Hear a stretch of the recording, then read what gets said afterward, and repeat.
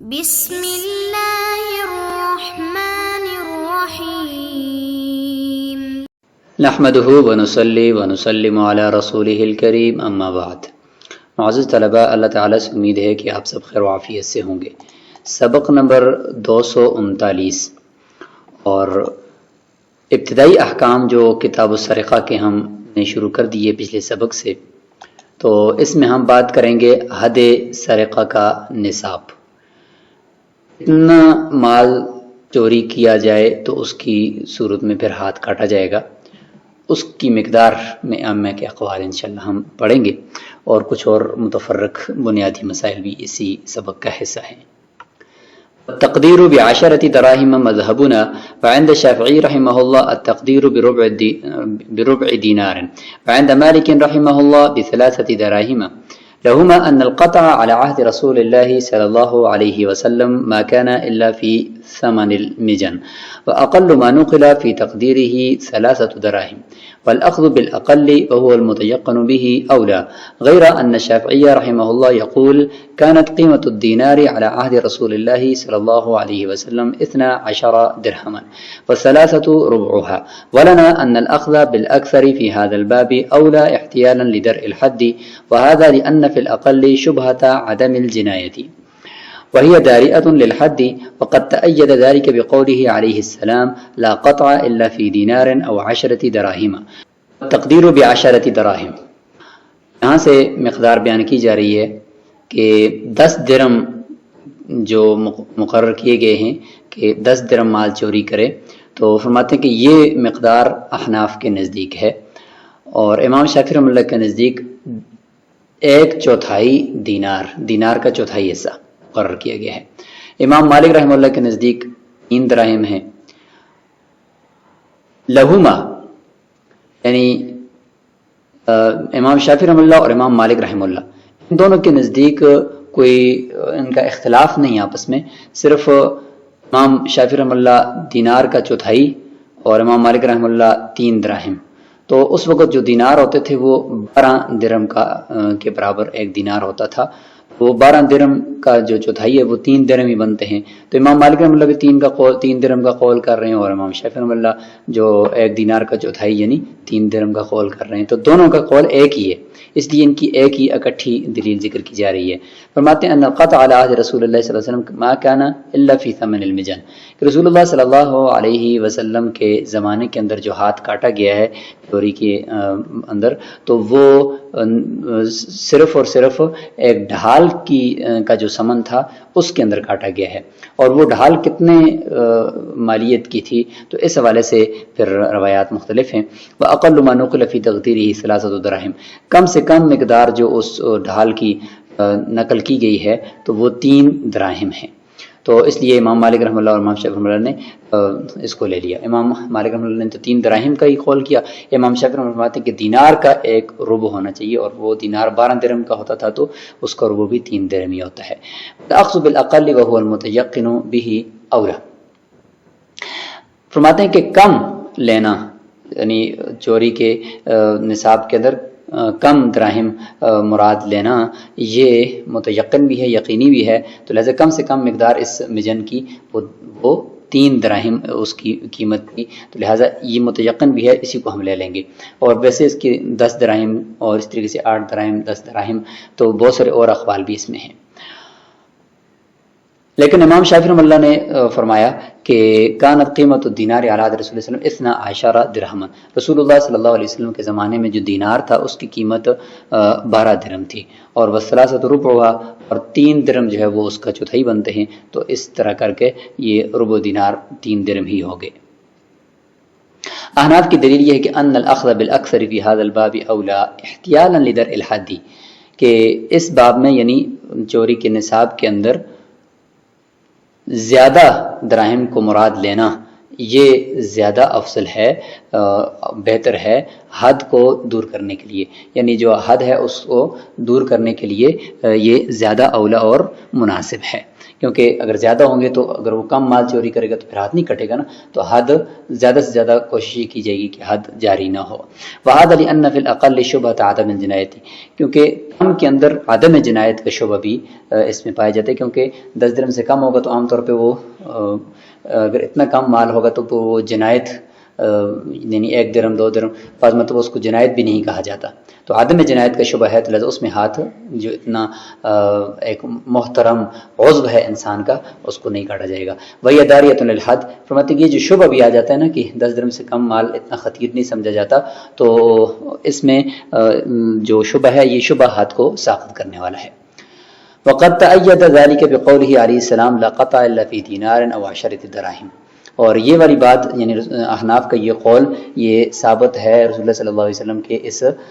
فرمان سے بھی اس کی تائید ہوتی ہے، وہ یہ ہے کہ 1 دینار کے اندر ہاتھ کٹے گا یا 10 درہم کے اندر ہاتھ کٹے گا۔ شرح معنی الاثار میں امام طحاوی نے اس روایت کو لایا ہے،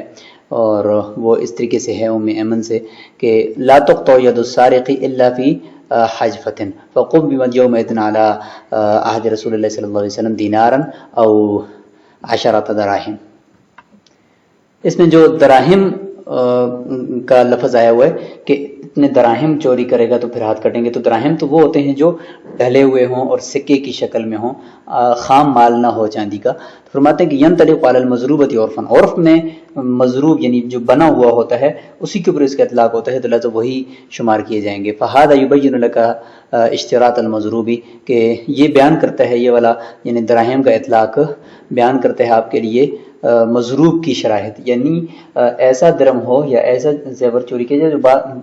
باقاعدہ ڈھلا ہوا ہو، باقاعدہ اس پہ محنت ہوئی ہو، سکہ بنا ہوا ہو، تو یہ چوری کرے گا تب ہاتھ کٹے گا ورنہ نہیں کٹے گا۔ کما قال فی الکتاب، جیسے قدوری کی کتاب کے اندر موجود ہے، اور یہی ظاہر روایہ بھی ہے اور اصح اور راجح قول بھی یہی ہے کہ ایسا زیور یا دراہم جو باقاعدہ ڈھلے ہوئے ہوں، ڈلی کی شکل میں نہ ہوں، رعایت لکمال الجنایتی، جنایت کے کامل ہونے کی رعایت رکھتے ہوئے۔ ظاہر ہے کہ کامل جنایت تبھی ہو سکتی ہے کہ ایک ایسی چیز جو محترم ہو اور ایسی چیز جو جس کے بنانے کے اوپر بھی خرچ آیا ہوا ہو اور ایک قیمتی مال جس کو تصور عام طور پر کیا جاتا ہو، تو اس کو چوری کرنے میں ہاتھ کٹے گا۔ حتی لو سرق 10 تبرا قیمتها انقص من 10 مضروبۃ لا یجب القطع، باتیں کہ اگر کسی نے 10 درہم کے بقدر چاندی کو چوری کیا تبرن، لیکن وہ چاندی کا وہ ڈلے کی شکل میں ہے، زیور یا سکہ بنا ہوا نہیں ہے، اور اس کی قیمت جو ہے وہ 10 درہم مضروبہ یعنی بنے بنائے جو 10 درہم ان سے کم ہے بنتی ہے، تو پھر ہاتھ نہیں کٹے گا کیونکہ یہ کم ہے اور یہ مضروبہ بھی نہیں ہے۔ والمعتبر وزن 7 مساقیل، فرماتے ہیں کہ یہ جو دراہم ہیں 10 درہم چوری کرنے کے اوپر ہاتھ کٹے گا، یہ دراہم کون سے ہوں؟ وہی حضرت عمر رضی اللہ عنہ نے جن کے بارے میں فیصلہ فرمایا تھا زکوٰۃ کے باب میں، ہم نے اس کو تفصیل سے ذکر کر دیا ہے کہ وہ دراہم جو 7 مثقال چاندی کے یعنی کم از کم برابر ہوں، ایسے 10 درہم، تو وزن سبع ان کو کہا جاتا ہے، وزن سبع کے دراہم یعنی جن میں سے 10 درہم 7 مثقال کے برابر ہو۔ لأنه هو المتعارف في عامة البلاد، کیونکہ عام شہروں کے اندر یہی متعارف ہے کہ وزن سبع کے دراہم جو ہیں وہی چلتے ہیں۔ قوله او ما يبلغ قیمته 10 درہم، متن کے اندر فرمایا کہ دراہم نہیں ہے تو دراہم کی جتنی مالیت کی چیز اس کی قیمت 10 درہم یا اس سے زیادہ ہو اس کو چوری کر لے تو اس پر بھی ہاتھ کٹے گا۔ اشارۃ الی ان غیر الدراہم یعتبر قیمته به، کہ غیر دراہم کے اندر پھر ان کی قیمت اس مال کی قیمت کے اعتبار کیا جائے گا اور اس کو قیاس کیا جائے گا ادھر دراہم کے اوپر، دراہم سے کتنا وہ بنتا ہے اس اعتبار سے پھر اس مال کے اندر بھی ہاتھ کٹے گا۔ وَإِنْ كَانَ ذَهَبًا، اگرچہ وہ کیا ہو سونا بھی ہو تو پھر بھی اس کو دیکھیں گے کہ ادھر سے 10 درہم کے برابر سونا چوری کیا ہے تو پھر ہاتھ کٹے گا، اگر کم ہے تو نہیں کٹے گا۔ وَلَا بُدَّ مِنْ حِرْزٍ لَا شُبْهَةَ فِيهِ، تعریف کے اندر ایک شرط یہ بھی ہے کہ محفوظ جگہ سے چوری کرے۔ فرماتے ہیں کہ حرز یعنی حفاظت کی جو جگہ اس کا ہونا ضروری ہے اور اس کے اندر کوئی شبہ بھی نہ ہو، کوئی ایسا شبہ بھی نہ ہو کہ مطلب وہ باہر راستے پہ پڑی ہوئی چیز ہے یا محفوظ جگہ تو ہے لیکن اس نے اندر داخل نہیں ہوا بلکہ دیوار کے اندر سوراخ کر کے اندر ہاتھ ڈال کر چیز نکالی ہے، تو اس سے بھی امام محمد اور امام ابو حنیفہ رحمۃ اللہ فرماتے ہیں کہ چونکہ یہ چیز کو باہر نکالا اس نے نہیں ہے تو لہٰذا باہر سے ہاتھ ڈال کر چیز نکالی ہے تو اس کا ہاتھ نہیں کٹے گا۔ تو اس طرح کا کوئی شبہ نہ ہو اس محفوظ پناہگاہ سے یا محفوظ جگہ سے جہاں سے اس نے چوری کیا ہے۔ لأن الشبهة داریۃ، کیونکہ شبہ جو ہوتا ہے وہ حد کو ساقط کرنے والا ہے، اور اس کو ہم انشاءاللہ آگے تفصیل سے بیان کریں گے۔ قال والعبد والحر في القطع سواء لأن النص لم يفصل ولأن التنصيف متعذر فيتكامل صيانة لأموال الناس۔ غلام چوری کر لے یا آزاد چوری کر لے، قطع کے اندر ہاتھ کاٹنے کے اندر دونوں برابر ہیں، کیونکہ نص کے اندر والسارق والسارقۃ فاقطعوا ایدیہما یہ مطلق ہے، اس میں کوئی تفصیل نہیں ہے کہ غلام کرے گا تو ہاتھ نہیں کٹے گا اور آزاد کرے گا تو ہاتھ کٹے گا۔ اور عقلی دلیل بھی ہے کہ اس سزا کو نصف نہیں کر سکتے کہ آدھا ہاتھ کاٹو آدھا نہیں کاٹو، نصف تو کر نہیں سکتے کہ غلام کے لیے ہم نصف کر لیں، لہٰذا بس یہ کاملی ہوگی تاکہ لوگوں کے اموال بھی محفوظ رہیں، چاہے غلام چوری کرتا ہے تو اس کا بھی ہاتھ کاٹیں گے، آزاد کرتا ہے تو اس کا بھی کاٹیں گے۔ ويجب القطع بإقراره مرة واحدة وهذا عند أبي حنيفة ومحمد رحمهم الله، وقال أبو يوسف رحمه الله لا يقطع إلا بالإقرار مرتين، ويروى عنه أنهما في مجلسين مختلفين لأنه إحدى الحجتين فيعتبر بالأخرى وهي البينة، كذلك اعتبرنا في الزنا، ولهما أن السرقة قد ظهرت بالإقرار مرة فيكتفى به كما في القصاص وحد القذف ولا اعتبار بالشهادة، لأن الزيادة تفيد فيها تقليل تهمة الكذب ولا تفيد في الإقرار شيئا لأنه لا تهمة، وباب الرجوع في حق الحد لا ينسد بالتكرار، والرجوع في حق المال لا يصح أصلا لأن صاحب المال يكذبه، واشتراطه الزيادة في الزنا خلاف القياس فيقتصر على مورد الشرع۔ اس عبارت کا حاصل یہ ہے کہ یہاں پر یہ ذکر کیا جائے گا کہ یہ حد سرقہ ثابت کیسے ہوگی، کیسے ثابت ہوگی۔ فرماتے ہیں کہ ایک تو یہ ہے کہ ایک مرتبہ چور خود اقرار کر لے تو اس کے اقرار سے اس کے اوپر قطع یعنی حد سرقہ ثابت ہو جائے گی، واجب ہو جائے گی، یہ طرفین کے نزدیک ہے۔ امام ابو یوسف فرماتے ہیں کہ 2 مرتبہ اقرار ضروری ہے،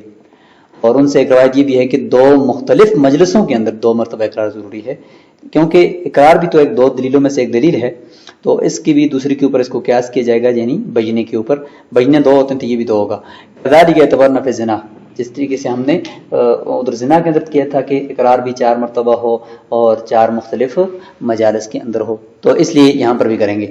اور طرفین فرماتے ہیں کہ چوری یہ ایک مرتبہ اقرار سے بھی ظاہر ہو جاتی ہے، اصل تو ظہور ہے نا، اس بات تو نہیں، اقرار کے اندر ظہور ہوتا ہے، تو ظہور تو ایک ہی مرتبہ سے ہو جاتا ہے، تو لہذا قصاص کے اندر جس طریقے سے ایک مرتبہ بس اقرار کافی ہے تو یہاں پر بھی کافی ہے، فیکتفا بھی اسی بھی اکتفا کیا جائے گا۔ اور حد قذف کے اندر جس طریقے سے ایک ہی مرتبہ اقرار کافی ہے، اور فرماتے ہیں کہ اس کو گواہی کے اوپر قیاس نہیں کر سکتے، کیوں؟ اس لیے کہ وہاں پر جتنے گواہ زیادہ ہوتے ہیں وہ جھوٹ کی تہمت کے کم ہونے کا فائدہ دیتے ہیں، یعنی جتنے گواہ زیادہ ہوں گے تو پتہ چلے گا کہ یہ جھوٹ نہیں بول رہے، سچ ہی بول رہے ہوں گے، تو اس میں یہ فائدہ تو ہوتا ہے گواہوں کی زیادتی میں، لیکن ولا تفید فی الاقرار شیئا، لیکن اقرار کے اندر تو اقراروں کا زیادہ ہونا یہ کسی چیز کا فائدہ نہیں دیتا، لأنه لا تہمت، کیونکہ یہاں پر انسان خود اپنے اوپر فرد جرم عائد کرنے کا مطالبہ کر رہا ہے، تو اس میں کوئی تہمت نہیں ہے کہ بھئی وہ مزید جتنا بھی بولے گا تو تہمت کم ہوگی، ایک مرتبہ بولے گا تو سمجھ آ گئی بات کہ بھئی یہ اپنے اوپر اقرار جرم کر رہا ہے۔ وباب الرجوع فی حق الحد لا ينسد بالتکرار، فرماتے ہیں کہ جو رجوع ہوتا ہے اقرار سے رجوع، اس کا دروازہ حد کے حق میں وہ تکرار سے بند نہیں ہوتا، کہ اگر وہ 2 مرتبہ 3 مرتبہ 4 مرتبہ بھی اقرار کر لے اور اقرار کے بعد فرماتے ہیں کہ اگر وہ رجوع کرتا ہے، یہ ایک اشکال کا جواب بھی ہے۔ اشکال یہ ہے کہ تکرار کیا جائے، اقرار کو بار بار کروایا جائے اس سے تاکہ وہ کل کو رجوع نہ کر سکے۔ فرماتے ہیں کہ جتنا بھی اقرار کے اندر آپ تکرار کرو گے تو رجوع کا دروازہ پھر بھی بند نہیں ہوتا، کوئی انسان اقرار کے بعد رجوع کر سکتا ہے۔ والرجوع فی حق المال لا یصح اصلا، البتہ مال کے حق میں جو رجوع ہے وہ نہیں ہو سکتا کہ کسی کے مال کا اقرار کیا چوری کرنے کا تو اب وہ رجوع نہیں کر سکتا، اس لیے کہ صاحب مال اس کو جھٹلا دے گا۔ ہاں جو حدود اللہ ہیں ان کے اندر اگر کوئی بندہ اقرار کرنے کے بعد رجوع کر بھی لیتا ہے تو اس کی اس بات کو مانا جاتا ہے، تو جتنی مرتبہ اقرار کر لے رجوع کا دروازہ تو پھر بھی بند نہیں ہوتا۔ واشتراطہ زیادۃ فی الزنا، اچھا اب جواب دے رہے ہیں امام ابو یوسف اللہ کو کہ انہوں نے جس طرح قیاس کیا تھا کہ زنا کے اندر جس طریقے سے ہم نے 4 مرتبہ اقرار 4 الگ الگ مجلسوں میں ضروری قرار دیا ہے تو یہاں پر بھی ہونا چاہیے۔ جواب اس کو دیتے ہیں کہ جو زنا کے اندر ہم نے اقرار کی زیادتی کو لازم قرار دیا ہے، شرط قرار دیا ہے، وہ بخلاف القیاس ہے، وہ خلاف قیاس ہے، چونکہ جرم بڑا سنگین ہے اور بڑا جرم ہے، تو لہٰذا اس کو ہم شریعت کے مورد کے اوپر ہی بند کریں گے، کیونکہ واقعہ عام سے ہمیں ملتا ہے کہ حضرت ماعز کو 4 مرتبہ اقرار کرنا پڑا، تب جا کر اللہ کے نبی نے ان کے اوپر سزا نافذ کی، تو چونکہ وہ خلاف قیاس ایک حدیث سے واقعے سے ہمیں پتہ چلا ہے، تو اس کو ہم اسی پر ہی بند کریں گے، کسی اور کو اس پر قیاس نہیں کریں گے۔ قال ويجب بشهادة شاهدين لتحقق الظهور كما في سائر الحقوق، وينبغي أن يسألهما الإمام عن كيفية السرقة وماهيتها وزمانها ومكانها لزيادة الاحتياط كما مر في الحدود، ويحبسه إلى أن يسأل عن الشهود للتهمة. قال وإذا اشترك جماعة في سرقة فأصاب كل واحد منهم 10 دراهم قطع، وإن أصابه أقل لا يقطع، لأن الموجب سرقة النصاب ويجب على كل واحد منهم بجنايته، فيعتبر كمال النصاب في حقه۔ حد سرقہ ثابت ہونے کے لیے ایک تو اقرار ہے، اور دوسرا 2 گواہوں کی گواہی، 2 گواہ گواہی دے دیں کہ اس نے فلان شخص کی چوری کر دی ہے اور اتنا مال چوری کر دیا، تو یہ فرماتے ہیں تحقق ظہوری کما فی سائر الحقوق، جس طرح تمام حقوق کے اندر حق کے ظاہر ہونے کے لیے اور ظہور کے متحقق ہونے کے لیے گواہوں کی ضرورت ہوتی ہے، تو یہاں پر بھی گواہوں سے ثابت ہو جائے گا۔ اور مناسب ہے، فرماتے ہیں کہ مناسب ہے کہ امام پوچھے دونوں گواہوں سے چوری کی کیفیت کے بارے میں، کہ چوری کی کیا یعنی کیسے اس نے کی ہے، کیونکہ اس میں اختلاف ہے نا کہ اگر اس نے سوراخ کر کے اندر خود داخل نہیں ہوا بلکہ ہاتھ اندر کر کے چیز اٹھائی ہے، تو جہاں پہ اندر داخل ہو کر چوری کرنا یعنی محفوظ پناہ گاہ سے اٹھا کر لے کر آنا ممکن تھا، وہاں اگر اندر داخل نہیں ہو تو طرفین فرماتے ہیں کہ اس میں ہاتھ نہیں کٹے گا،